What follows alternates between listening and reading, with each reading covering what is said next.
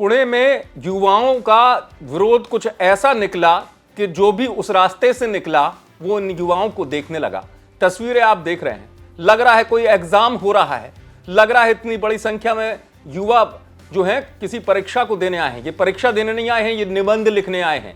पुणे में निबंध लिखवाया गया और निबंध लिखने के लिए युवाओं में इतना जोश था कि ये जोश जमकर जुटी हुई भीड़ ने बता दिया।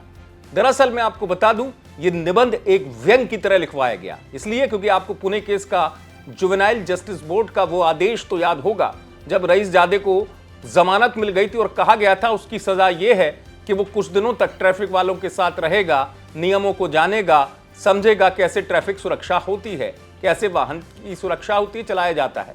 और साथ ही साथ एक निबंध लिखने के लिए कोर्ट ने आदेश दिया था और यही वजह थी कि पूरा मामला पुणे का सुर्खियों में आ गया था कि जमानत मिली और जमानत मिलते वक्त शर्त क्या रखी गई, निबंध लिखने की। सवाल उठे थे कि इतने बड़े गुनाह के बाद क्या निबंध लिखवाया जाएगा, लेकिन अब पुणे में निबंध लिखवाया गया है।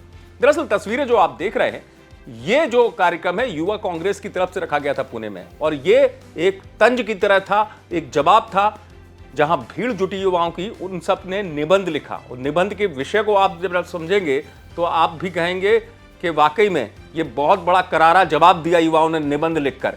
दरअसल विषय रखा गया था यूर फेवरेट कार, यानी आपकी पसंदीदा कार कौन सी है, पोर्शे कार पर निबंध लिखें। और अल्कोहल के बाद किस तरीके से गाड़ी चलती है उस पर निबंध लिखें। ये तमाम चीजें जो हैं विषय के तौर पर रखी गई थी और यही वजह है कि युवाओं ने भी अपनी नाराजगी जो है इस निबंध प्रतियोगिता में पहुंचकर जाहिर कर दी इस तरीके से कि, और यह भी कहा गया था क्या आपके पिता बिल्डर हैं।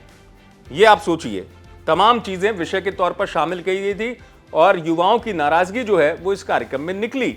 बड़ी संख्या में युवा जुटे, युवाओं ने निबंध भी लिखा और व्यवस्था को करारा जवाब दिया, क्योंकि जैसा मैंने आपको बताया निबंध लिखकर एक तंज था, एक जवाब था उस व्यवस्था पर, उस आदेश पर जिसमें कहा गया था कि आरोपी निबंध लिखेगा। तो निबंध लिखवाया भी गया पुणे में और युवाओं ने बड़ी संख्या में लिखा और अपनी जो भावनाएं हैं उनका इजहार किया।